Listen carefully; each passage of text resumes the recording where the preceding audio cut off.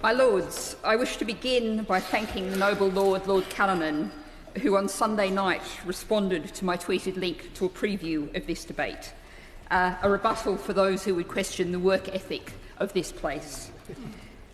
I, however, strongly disagree with his claims that workers' and environmental rights are completely unaffected by this bill and that it guarantees EU citizens' rights.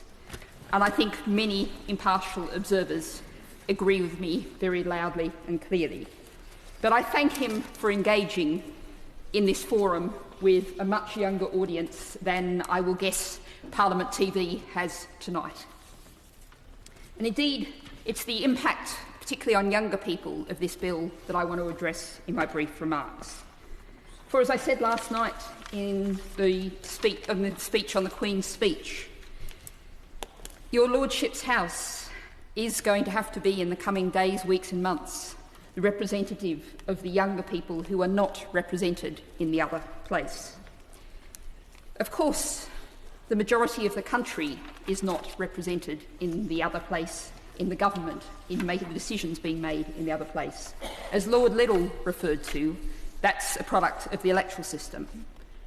But if we look at the fact that 44% of people voted Tory and 2% of people voted Brexit Party, then I've been very tempted to, in many of the speeches we've been hearing tonight, for people have been saying the people voted to get Brexit done. Oh, no, they didn't. 54% of people voted very clearly for parties that wanted exactly the opposite.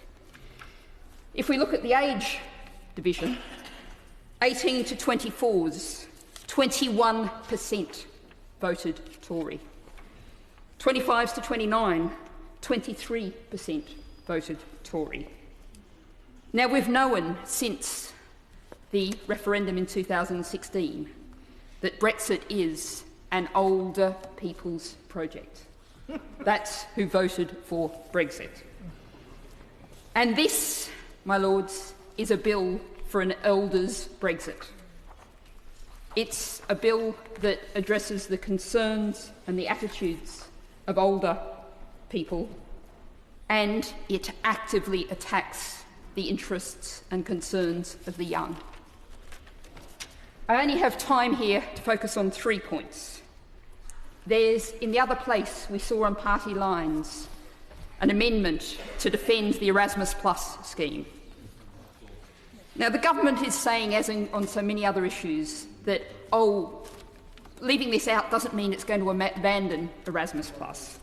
Except at the same time, it is briefing that, in very uncertain terms, that it will continue if it's in our interests to do so.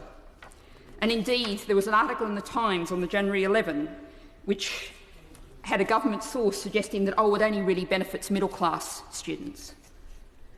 Well, I would say to you, my Lords, that Erasmus Plus is crucial to many people from disadvantaged backgrounds, students, apprentices, and the wealthy will always be able to travel, to study, to work. It's the disadvantaged who don't have that privilege. And if there is ways in which the scheme could be improved to better target it at the disadvantaged, great, but that's not a reason to throw the whole thing out. Secondly, many noble lords have referred to the non-regression clauses on climate and workers' rights that we want to see in this bill. Of course, as I was saying last week, addressing the climate emergency, the collapse in nature, these things are of particular concern to young people who are having to grow up in the world our generations, created. But also, as employees, young people are most vulnerable in the workplace, most likely to suffer from the loss of protections of workers' rights. Now, I think it's really obvious from this debate that in the minds of many lords is the question of what should we, as a House, be doing? Well, I want to quote the Right Reverend Prelate, the Bishop of Leeds, who had a very powerful sentence. Countries where Parliament simply nods to the executive will are not genuinely respected as paragons of democratic virtue or freedom. Now, I'm not going to call on you, my lords, to be paragons. I'm going to ask you to do the job that this House is here to do.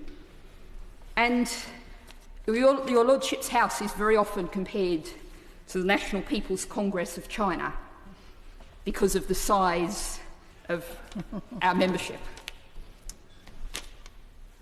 I say to you, my lords, let's not act like its members. Yeah.